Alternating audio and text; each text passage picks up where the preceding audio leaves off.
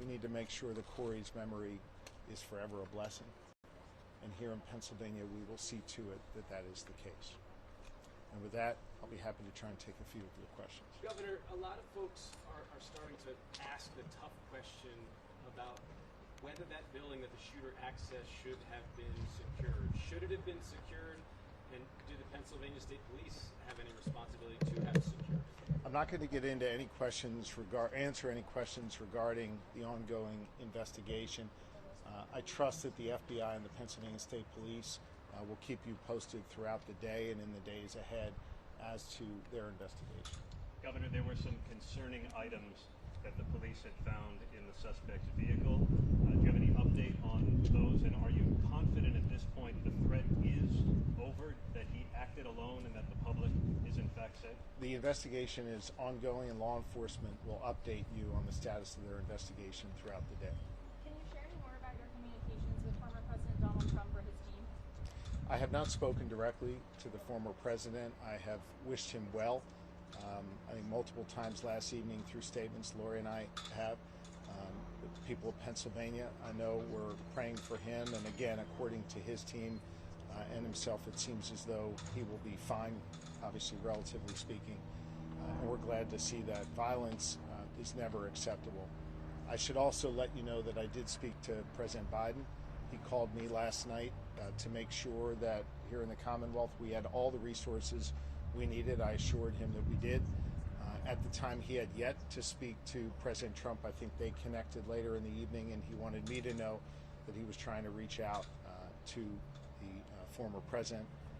I think that that was the honorable and right thing to do, and I'm glad that President Biden did that.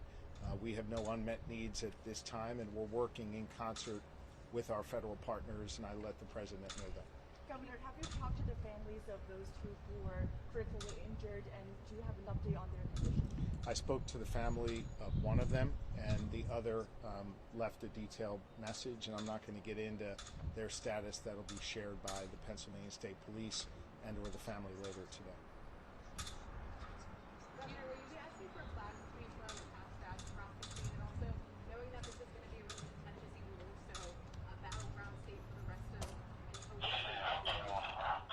what would your message? Can I say, I just missed the last part of what she said. No problem. The first was about the flags. The second, knowing that this is going to be even more contentious now in the state of Pennsylvania and that we're divided here, what is your message to people who live here? I have directed that flags be flown at half-staff in Corey's memory, and our Chief of Staff is working through that process now. My message to all Pennsylvanians, my message to all Americans is to be firm in your beliefs, to believe what you believe, to advocate for what you believe, and to be engaged in the political and civic process, but to always do so peacefully. To remember that while we may be Democrats or Republicans, above all else, we are Americans.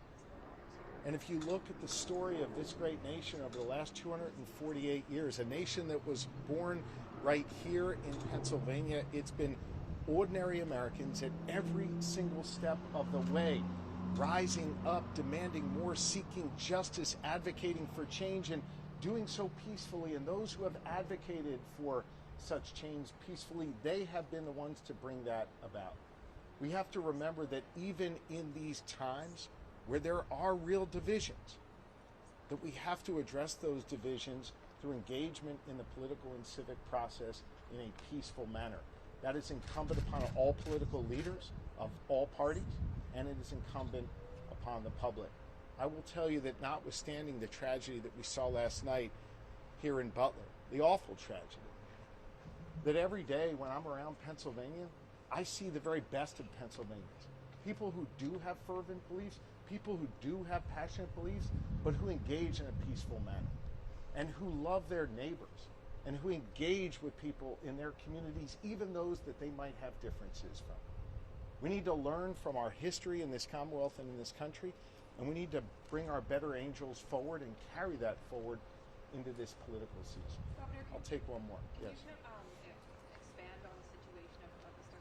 Corey's passing? Was he standing behind President Trump? You said he drove in front of his family. Is there any more detail you can provide? His wife shared with me that he drove on his family to protect them.